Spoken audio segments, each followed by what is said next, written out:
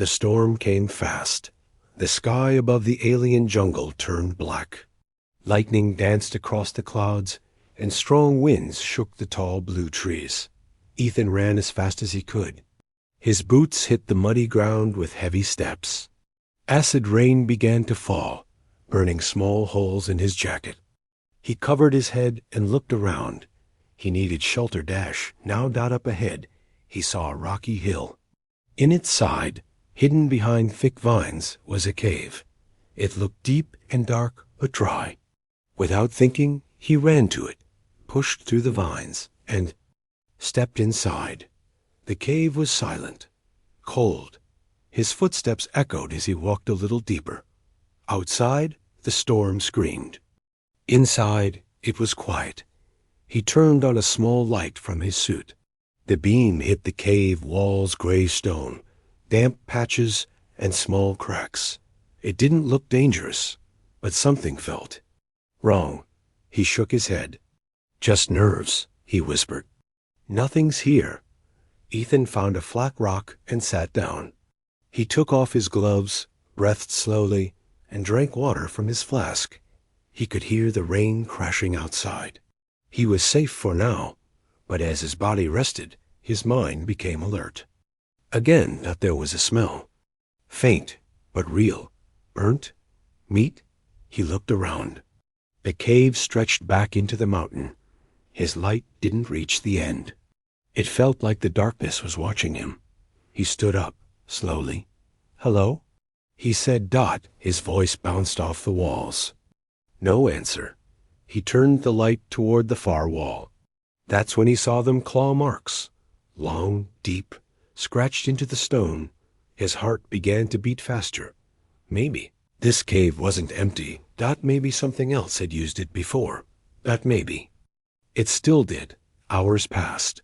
Ethan set up a small heater from his bag and wrapped himself in a thermal blanket. The cave stayed cold, even with the heater on. He kept checking the darkness. But nothing moved. Just rest, he told himself. He sat against the wall, eyes half closed. Then he heard it scratching, loud. Just soft, like something dragging a claw across stone. He opened his eyes. The scratching stopped. He stood up again, light shaking in his hand. He aimed the beam toward the back of the cave. Still nothing. He slowly walked forward, light pointed straight. Ahead, every step echoed louder than the last. The cave turned slightly, just a little curve.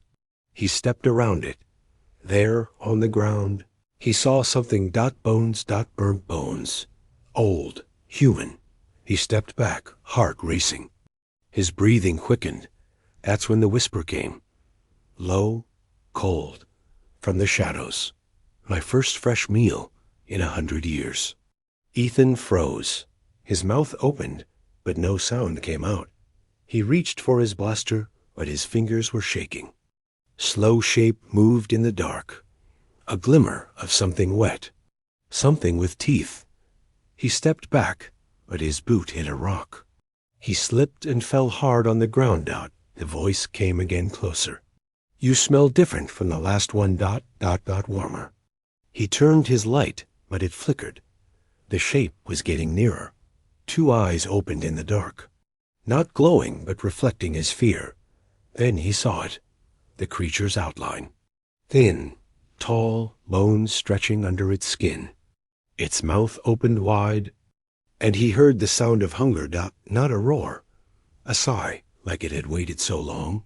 And finally, food had come. Ethan jumped to his feet, grabbed his bag, and ran toward the entrance of the cave. The storm outside was still wild, but he didn't care anymore.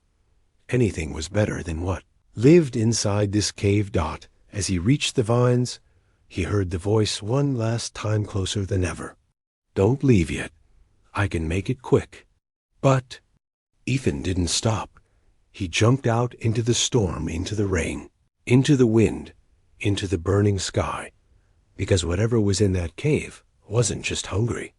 It was awake. Ethan ran. The acid rain hit his helmet, sizzling loudly. His boots sank into mud. His breath fogged the visor.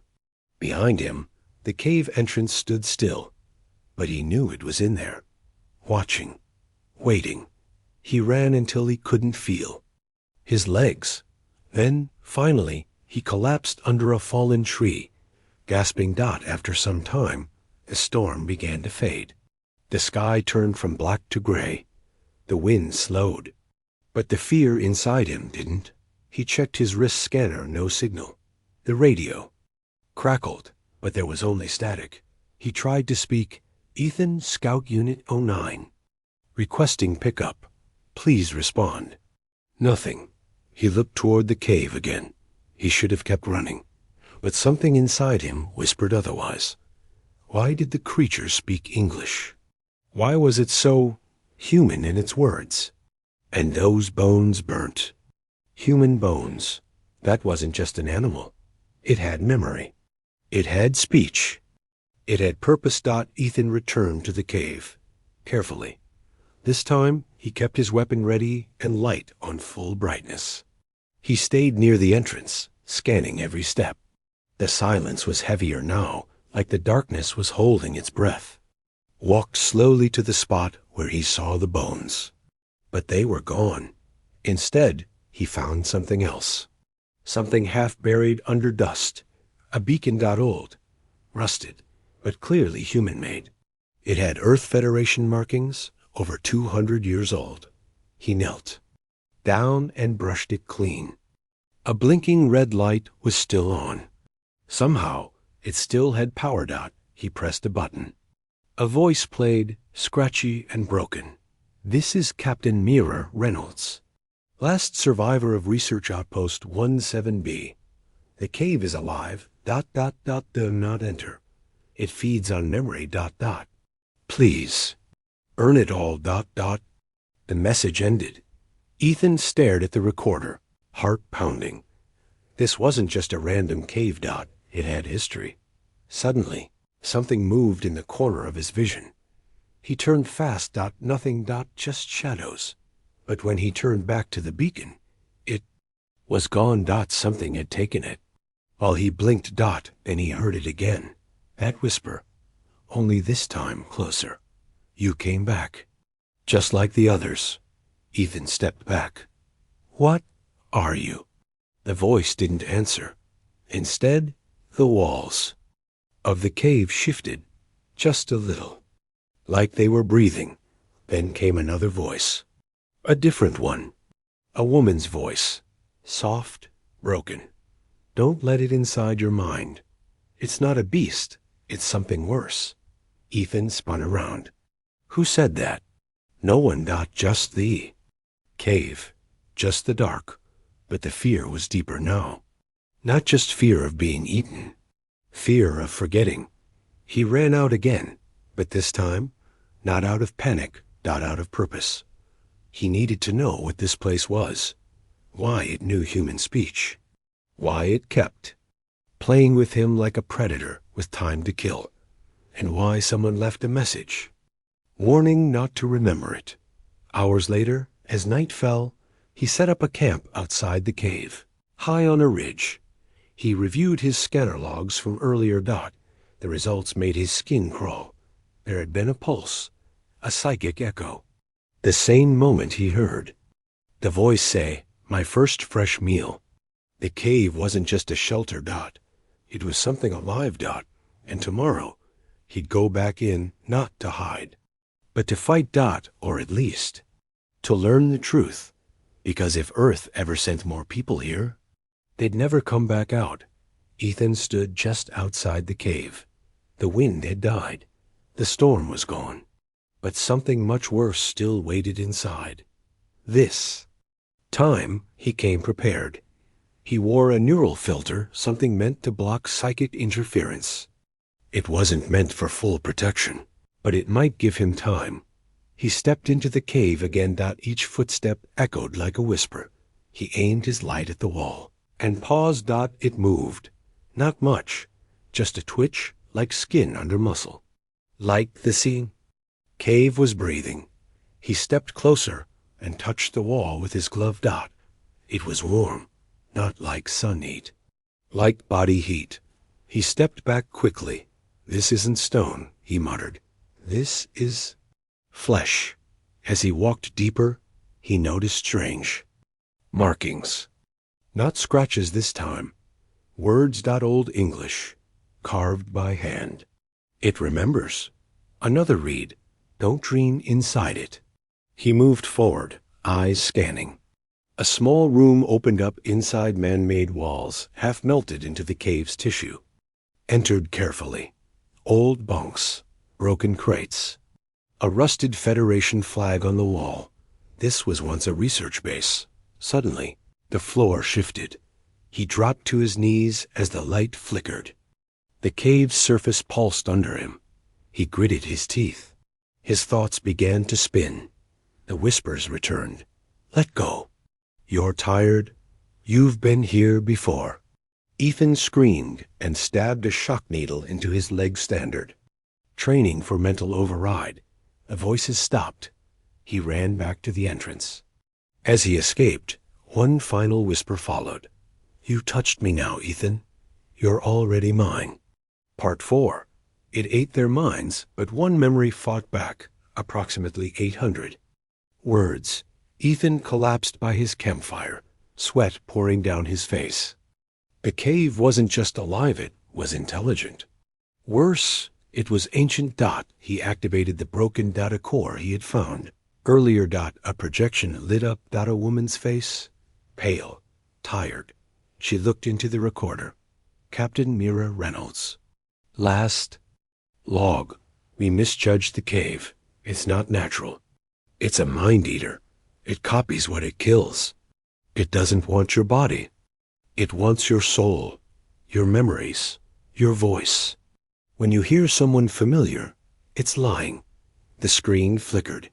Then she said one last thing, but one subject resisted. "A child. We think she's still inside. The message ended. Ethan sat in silence. That voice, the soft one guiding him in Part 2, might not be real. What if the cave was pretending to help? He thought back. "You smell warmer," it had said. That wasn't just hunger. It was testing. Suddenly, Ethan's light blinked. He turned around and saw his own reflection standing in the dark. Same face. Same suit. It smiled at him. "I'm the better version, Ethan. Stay. Let go." He raised his blaster and fired. The fake Ethan vanished. He dropped to his knees. The cave didn't just remember people. It could rebuild them. Now Ethan had one goal left. Find the girl the captain mentioned, if she was real. She was the key to everything. Part 5. The lost girl in the deep and the mind it couldn't break. Approximately 800 words. The next morning, Ethan entered the cave for the last time. He didn't come to hide. He came to find her, deeper than before. Past the pulsing walls. Past the whispering voices. Past the images of dead friends and familiar lies. The cave tried everything. It showed him his mother. It showed him a younger version of himself. Even used Captain Myra's voice to beg him to stop. But he pushed forward, finally in a hide. Circular chamber at the very back. He found it a small stasis pod, half sunken into the living wall. Inside it, a young girl, eyes closed, breathing shallow, human, somehow still alive. He scanned her vitals. Stable, barely, but the cave was watching. The she was watching. The she. Walls trembled. The air thickened, and then the cave spoke in his voice. "You'll never leave." Ethan drew his blaster. "Watch me." Tendrils erupted from the walls, wet, fast, angry. He shot 3 of them, grabbed the pod, and ran. The cave howled not, with sound, but with pressure in his brain. "You brought fire to flesh. Now you'll burn too." Ethan triggered his final emergency beacon, calling his orbiting shuttle for pickup. It would take minutes. He had to survive. The pod in one arm, blaster in the other, he stood between the creature and the girl ready to fight. And in the pod, The girl stirred. Her lips moved softly. One word, Ethan. His eyes widened. He had never told her his name. Ethan stood just outside the cave entrance, the sky above him burning with twilight orange. Behind him, the cave trembled angry. Awake and a live dot in his arms, the stasis pod felt warm. The girl, inside, stirred again. Her eyes fluttered open for a second, then closed, but it was real. She was real. The cave couldn't mimic her completely. It couldn't break her mind. And now, it wanted her back. The ground shook. Ethan looked up and saw cracks forming along the cliffside. The cave was expanding, roots and tendrils pushing outward from the rock. It was no longer hiding. Give her back, the voice growled. She is part of me. Ethan opened his com. Auto retrieval. Shuttle 1, begin descent. He knew he had minutes, maybe less. He placed the stasis pod behind a fallen boulder and stepped forward. You fed on mines. You fed on fear. But you never fed on fire. He muttered. He pulled out the small power core from his emergency pack, a fusion trigger, meant to fuel outposts. He rigged it to overload. The voice inside the cave changed. No longer Ethan's, no longer Mira's.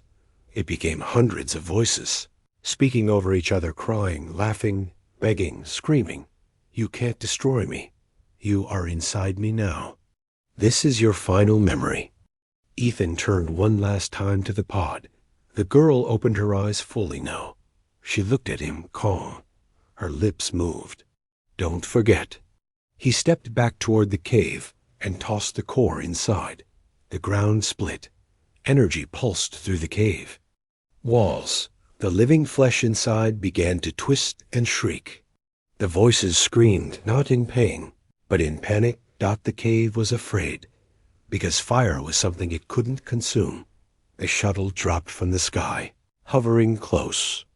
A ramp opened. Ethan picked up the girl's pod and ran, dodging falling stone and flying debris. Just before reaching the ramp, he heard one last whisper behind him. You'll come back, one day. When you remember. He didn't turn. Around, he stepped onto the shuttle. The ramp sealed shut. From orbit, Ethan watched the cave below collapse in on itself. A bright flash consumed the hillside. And then, nothing. Just a blackened crater.